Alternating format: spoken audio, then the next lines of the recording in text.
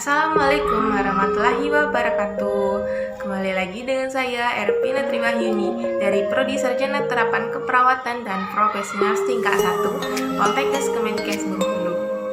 Nah, untuk di video kali ini saya akan membahas materi tentang anatomi otak medula spinalus. Untuk anatomi otak medula spinalus itu terbagi menjadi dua, yaitu saraf dengan otak kecil. Yang pertama yaitu saraf. Saraf merupakan sistem pengatur tubuh, sistem yang mengatur kerja, sistem indera, otot, dan kelenjar. Sistem saraf terbagi menjadi dua, yaitu saraf pusat dan saraf tepi. Yang pertama yaitu saraf pusat. Saraf pusat yaitu otak. Sedangkan otak terbagi menjadi otak besar, otak kecil, batang otak, dan penghubung otak, serta sumsum tulang yang bisa disebut dengan spinal cord.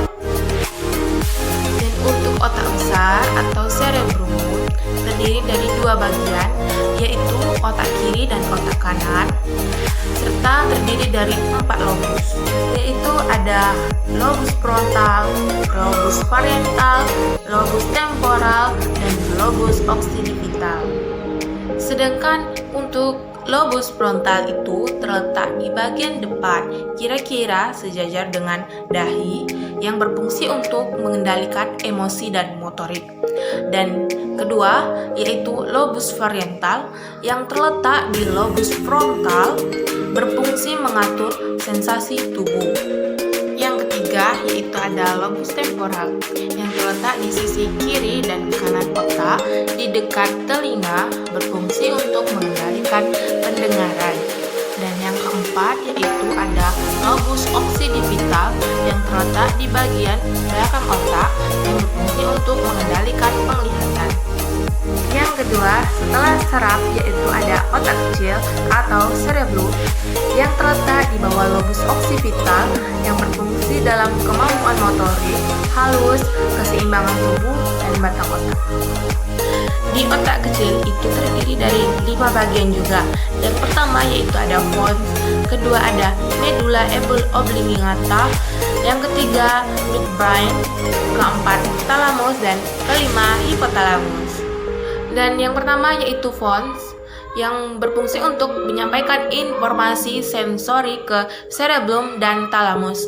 Yang kedua yaitu ada medulla oblongata yang berfungsi untuk menyampaikan informasi sensori ke thalamus. Yang ketiga yaitu ada midbrain yang mempertahankan kesadaran, dan yang keempat ada thalamus yang berfungsi untuk menerima dan memproses informasi sensori, dan yang kelima yaitu ada hipotalamus yang berfungsi untuk mengontrol emosi, dan fungsi otonomnya yaitu mengatur sumsum tulang belakang.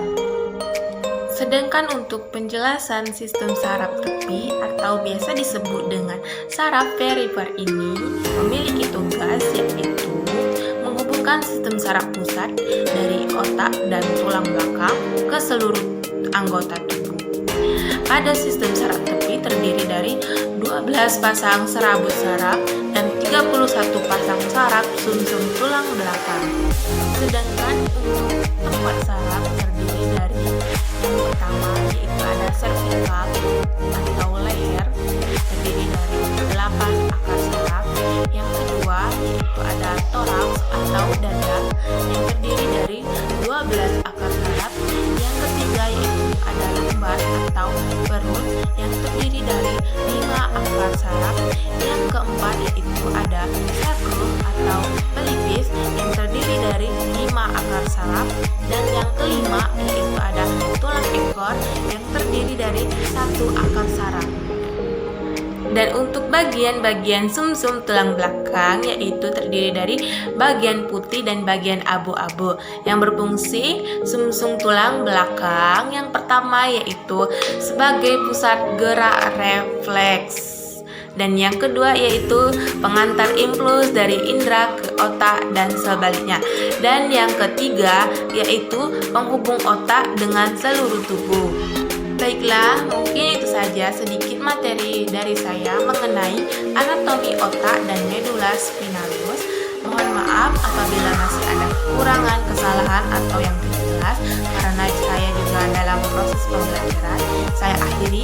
Assalamualaikum warahmatullahi wabarakatuh.